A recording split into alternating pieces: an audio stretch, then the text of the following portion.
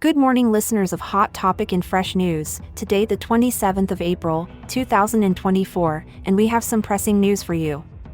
In Togo, a new constitution has been adopted by the parliament, sparking a wave of controversy and debates across the nation.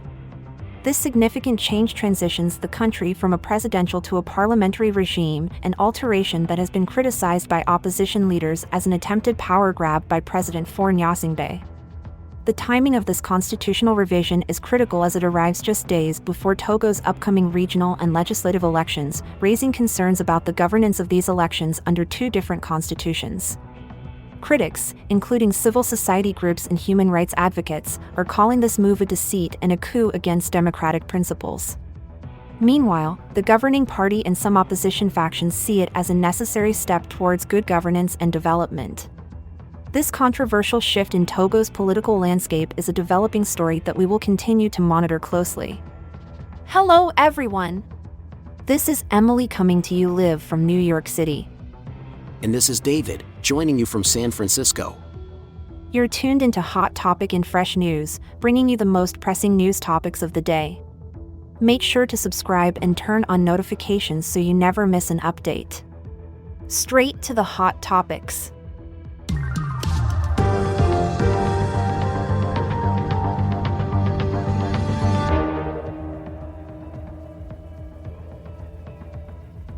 Could you explain the significance of Togo transitioning from a presidential to a parliamentary regime? Absolutely. This transition signals a major shift in how political power will be distributed in Togo. In a parliamentary system, the parliament holds significant authority and can determine the head of state, unlike the direct presidential elections by the public. This could centralize power and potentially diminish the direct influence of voters on their leadership. What has been the reaction of the opposition to this constitutional change? The opposition has been vocally critical. They argue that this move is a power grab by President Faure Gnassingbé, especially concerning given its timing just before significant regional and legislative elections. They fear it undermines democratic principles and could destabilize the nation's political landscape. And what about the public's response? There's considerable unrest among the Togolese people. Many view the change as a deceit, particularly because the elections will now be governed under a new constitution, different from what was in place when they registered to vote. It's seen as a betrayal of trust and democratic norms. How are civil society groups reacting?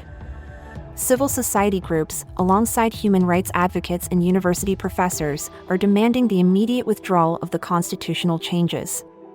They are aligning with the opposition, stressing that these changes pose a direct threat to the democratic fabric of Togo. What's next for Togo with these developments? The situation remains fluid and highly contentious. If the new constitution isn't withdrawn or significantly modified to address these concerns, Togo could see increased political instability. It's a critical moment for the country as it decides the path forward in its democratic journey. Emily, what can you tell us about the international reaction to Togo's constitutional changes? The Togolese community abroad, particularly figures like Clement Klutz in Germany, is resonating with the domestic opposition. They view these changes as a means to consolidate power, potentially turning President Gnassingbé into what many fear could be a lifelong leader with overarching control over economic, military, and institutional aspects. How is the governing party justifying these constitutional reforms? The Union for the Republic, the governing party, has been quite vocal in their support for the reforms. They argue that moving to a parliamentary system could enhance good governance and spur development. They suggest that these changes have robust backing within the country, indicating a general consensus on the necessity for this shift. And yet, we see significant opposition. How do opposition groups justify their stance against this unanimous decision?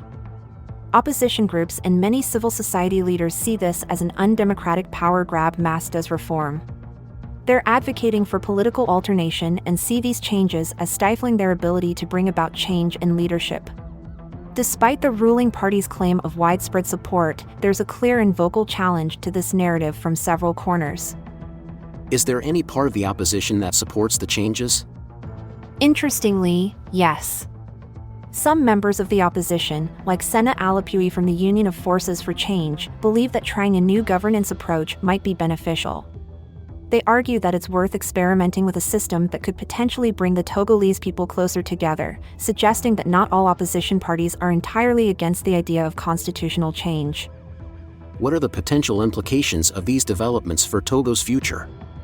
If these changes proceed without adequate resolution of the controversies they've sparked, Togo could be looking at a period of heightened political instability. However, if managed carefully and with genuine broad-based support, it could also pave the way for a new chapter in Togolese governance. The key will be ensuring that these changes are implemented in a way that genuinely reflects the will of the Togolese people. Emily, there seems to be some room for adjustments with the new constitution. Can you shed more light on that? Indeed, proponents of the constitution like Sena Alapui are emphasizing flexibility in its implementation. They acknowledge that while the Constitution marks a new era, it's not without flaws and will require future amendments to refine and address issues as they arise. This openness to adjustments suggests an awareness that the path to effective governance through this new system might be iterative and responsive to Togo's evolving political needs. With these developments, how should the international community and Togolese abroad view the situation? The international community, particularly Togolese expatriates, should keep a vigilant eye on how these changes are implemented and their impact on democratic practices. Engagement and dialogue from the diaspora and international bodies could play a crucial role in ensuring these constitutional changes do not veer off the path of democratic integrity. As we watch these events unfold, what should be the key areas of focus for those following Togo's political developments? Observers should monitor how the adjustments to the constitution are managed and whether they genuinely address the concerns of the opposition and civil society. The balance of power, the integrity of upcoming elections, and the response of the Togolese people to these changes will be critical indicators of the country's future political landscape. Thank you, Emily, for these insights. It's clear that Togo is at a pivotal point, and the world will be watching closely. Absolutely, and it's crucial that all parties involved strive for transparency and inclusivity in navigating these changes. Thanks for tuning into Hot Topic and Fresh News today.